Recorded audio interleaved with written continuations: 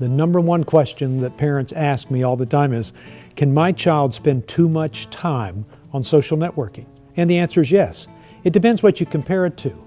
I mean, most kids spend 7 to 10 hours looking at a screen every day. It's absolutely amazing. Kids will text up to 9,000 times a month.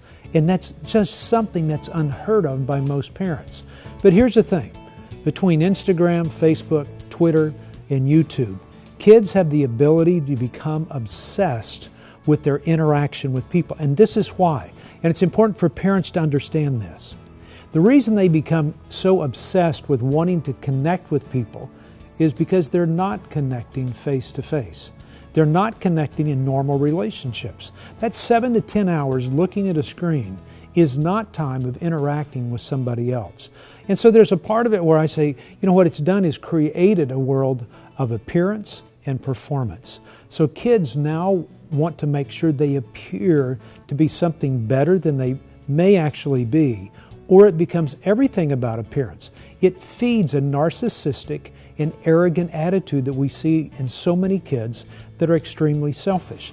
Now, it doesn't mean that this is being made selfish because of Facebook and Twitter and Instagram and all the other social networking sites, but it feeds into it. And so parents have got to get some control on this to make sure that kids understand, not so much that there's a danger there, but parents have got to engage with their kids differently to offer them something so that they can have that, as Scripture would say, the iron sharpening iron, so shall one man sharpen another.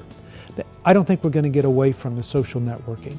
I don't think it's going to stop. Matter of fact, I think that a lot of things will go out of business and new things will come. Just as we thought 5 to 10 years ago that all this social networking didn't even exist, I'm sure that there'll be more things that will come in the future. It's not going to stop. What we've got to start doing as parents is start working with our kids with the assumption that they're going to be disconnected. It's not like they were all connected and now they're disconnected. It's like they have learned to not connect, but they communicate well. So our purpose as parents is to help them make those connections.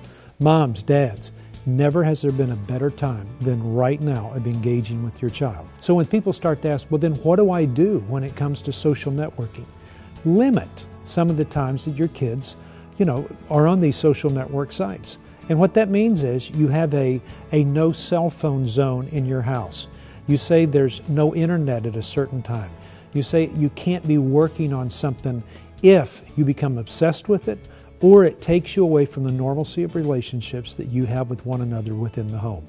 Moms, dads, this means that you have to limit some of your access as well. You have to be very intentional of working with your child to help them understand and embrace the need for connection between two people. It begins with you.